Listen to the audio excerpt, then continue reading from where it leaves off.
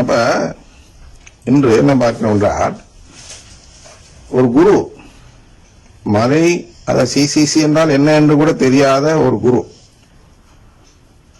மறைவுரை கொடுக்கும் பொழுது சிலை வழிபாடு செய்ய வைக்கிறார் என்பதை சென்ற நிகழ்ச்சியில் பார்த்தோம். அதில் உண்மை எது என்றால், அநேக குருக்கள் இப்படித்தான் இருக்கிறார்கள். ஆனால் CCC1 கூட படித்திருக்க மாட்டார்கள். CCC படித்து இருப்பார்கள், இறையியல் வகுப்புகளில் படித்திருப்பார்கள். ஆனால் அதை எப்படி படித்திருப்பார்கள் என்றால்,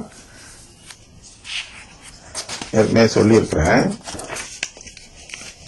சில வசனங்கள் மட்டும், சில எண்கள் மட்டும் எடுத்து வைத்திருந்து அவர்களுக்கு தேவைப்படக்கூடிய போதனைகளில் உள்ள CCC கருத்துக்களை மட்டும் படித்துவிட்டு, போதனைனா மறைவுரைக்கு நல்ல அந்த ஊனியல்பு நாட்டத்தில் பொருந்தக்கூடிய அந்த வசன CCC கருத்துக்களை மட்டும் படித்துவிட்டு CCC படித்தாகிவிட்டது என்று முடிவெடுக்கப்பட்டு பாஸ் ஆகி விடுகிறார்கள்.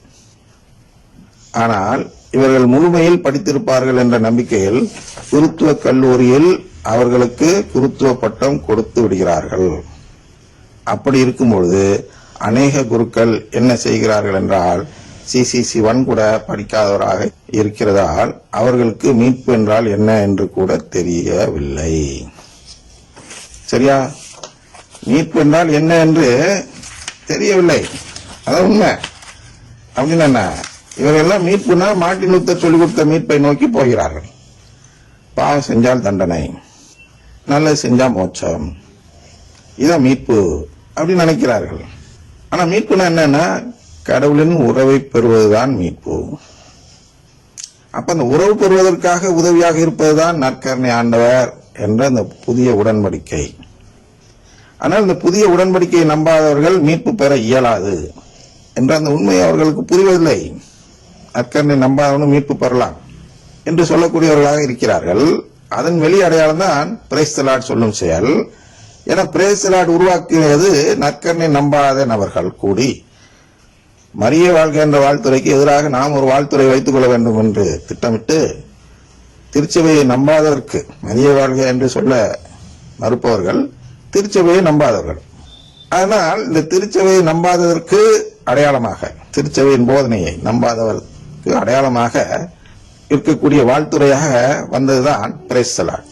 என்ன, நான் இயேசுவை மட்டும் வாழ்த்தினால், இயேசுவை மட்டும் புகழ்ந்தால் எனக்கு மீட்பு உண்டு, அன்னை மரியாதையை புகழ்வதற்கும் வாழ்த்துவதற்கும் தொடர்பில்லை, திருச்சபையை வாழ்த்துவதற்கும் தொடர்பில்லை. திருச்சபை வாழ்த்துவது குறித்து எங்க சொல்றார் திருவிழத்தில் என்றால், தொடக்க நூல் 12:3 சொல்றார். யாரிடம்? ஆபிரகாமிடம். உன்னை ஆசீர்வதிப்போரை நானும் ஆசீர்வதிப்பேன், உன்னை சபிப்போரை நானும் சபிப்பேன். அப்ப அந்த திருச்சபையின் அடையாளமாக இருந்தவர் ஆபிரகாம் அன்று. இன்று அப்படி அல்ல. திருச்சபையின் அடையாளம், ஐகான் ஆஃப் த சர்ச் அப்படின்னு சொல்றோம்ல, திருச்சபையின் அடையாளமாக இருப்பதுதான் அன்னை மரியாள். ஆனால் மரியே வாழ்க என்று சொல்வது திருச்சபையை வாழ்த்தும் செயல். இந்த கடவுளின் குடும்பம் வாழ்க என்றும் செயலாக அது மாறுகிறது. அதனால் அதை சற்று கவனமாக பாருங்கள்.